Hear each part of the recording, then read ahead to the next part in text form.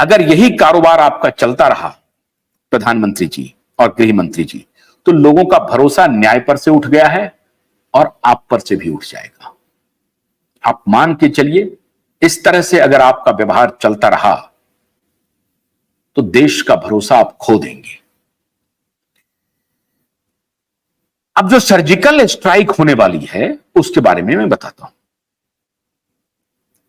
वकील साहब ने एक ऐसी तैयारी की है जहां से एक सर्जिकल स्ट्राइक होना है। इसी को लेकर के ये दोनों बाप बेटा अभी परेशान हो गए और इसीलिए इधर उधर घूमने में लगे हुए हैं, लोगों को मनाने में लगे हुए हैं।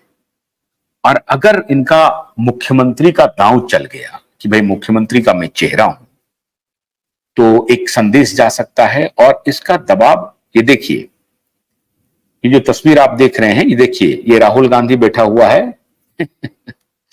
हैरान हूं मैं, बेशर्मी की पराकाष्ठा है। एक शब्द नहीं बोल रहा है राहुल गांधी। पिछले 4 साल में एक शब्द राहुल गांधी ने नहीं बोला।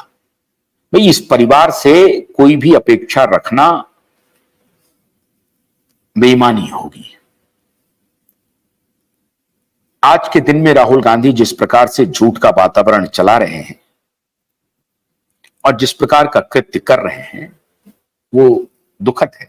मैंने कल ही एक शो किया था बांग्लादेश के प्रकरण पे, मैं आगे भी करूंगा, और उसमें अपने देश के प्रधानमंत्री नहीं, अपने देश को बचाने की बात कर रहा हूं, सनातन को बचाने की बात कर रहा हूं, और जो एक ऑर्थोडॉक्स देश में पनप रहा है उसके खिलाफ खड़ा हूं। लेकिन ये मुख्यमंत्री का चाल चल के अदालत को इन्फ्लुएंस करना चाहता है और अभी जो पार्टी सरकार में है उसको दबाव में लाना चाहता है कि अगर आपने मेरे बेटे को जेल भेजा तो मेरा बेटा तो जेल चला जाएगा, मैं तो हूं मैदान में। हालांकि उनके ऊपर भ्रष्टाचार का आरोप है कोविड के दौरान, उस पर भी कुछ नहीं कर रही है सरकार, तो मैं मैदान में हूं।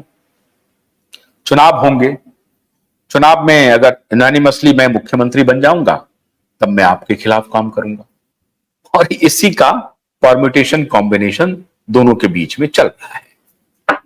इनको किसी व्यक्ति से कोई लेना देना नहीं है। इनको दिशा को या सुशांत को क्या हुआ, उसके साथ क्या हुआ, कौन गुनहगार है, इनको उससे कोई लेना देना नहीं है। इनको यह देखना है कि अपना भविष्य किसमें सुरक्षित है। अपना भविष्य इनको सुरक्षित लग रहा है कि हमको अपनी सरकार बनानी है, सरकार बनाने में कोई बात ना हो। और बड़े बड़े जर्नलिस्ट लोग इसको बोलते हैं, अरे क्या आशुतोष आप क्या बात कर रहे हैं, आप इतने सधे हुए पत्रकार हैं, आप क्यों एक मुद्दे को लेकर के खड़े हो गए हैं, छोड़िए, जाने दीजिए, और भी मुद्दे हैं बिल्कुल हैं, और भी मुद्दे को हम उठा रहे हैं, उठाएंगे। लेकिन ये मुद्दा हमारे लिए राष्ट्र का मुद्दा है। मैंने जैसा आपको बताया कि राष्ट्र के चिंतन का मुद्दा है। इससे यह पता चल जाएगा कि देश में न्याय की स्थिति क्या है।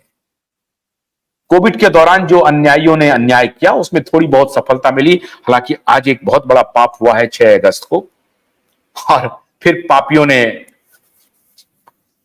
डिसमिस कर दिया याचिका को।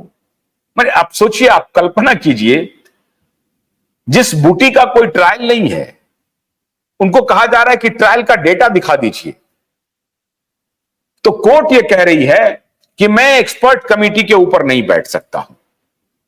एक्सपर्ट कमेटी का ओपिनियन है, और एक्सपर्ट कमेटी के जो एक्सपर्ट कमेटी है, नेशनल टेक्निकल एडवाइजरी जो कमेटी है, उसके एक पूर्व मेंबर ने, जो उन्होंने इस्तीफा दे दिया, पूर्व मेंबर ने यह याचिका लगाई है। उनको वो एक्सपर्ट गिनने के लिए तैयार नहीं है। लेकिन जो सरकारी पैनल में बैठा हुआ है गेट्स का दलाल, उनको वो एक्सपर्ट मान रहे हैं। और गेट्स के दलाल कौन है? एनके अरोड़ा। वो इंटागी में है, वो एक ट्रस्ट के चेयरमैन हैं, और उस ट्रस्ट को बिल एंड मेलिंडा गेट्स पैसा देती है, ये रिकॉर्ड पे है। लेकिन वो एक्सपर्ट हैं उसी कमेटी के पूर्व, जिन्होंने इस्तीफा दिया इनके कुकर्मों को देख करके, डॉक्टर जैकब पुलियल।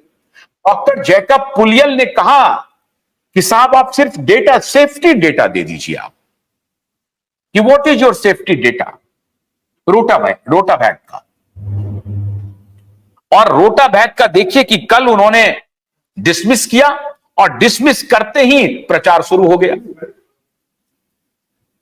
उसके बाद प्रचार शुरू हो गया। तो इस प्रकार से डिसमिशल हो रहे हैं। तो जो लोग हमें ये सलाह देते हैं कि दूसरे मुद्दे को उठाइए, किस मुद्दे को उठाइए, किस व्यवस्था में यकीन करें, ये तो प्री इंडिपेंडेंस जैसे हालात हो गए हैं।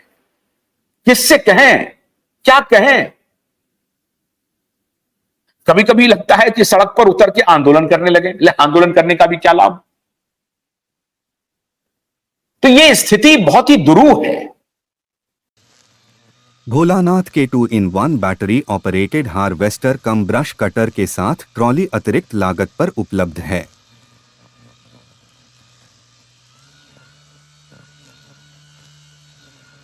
अधिक जानकारी के लिए कृपया दिए गए नंबर पर कॉल करें।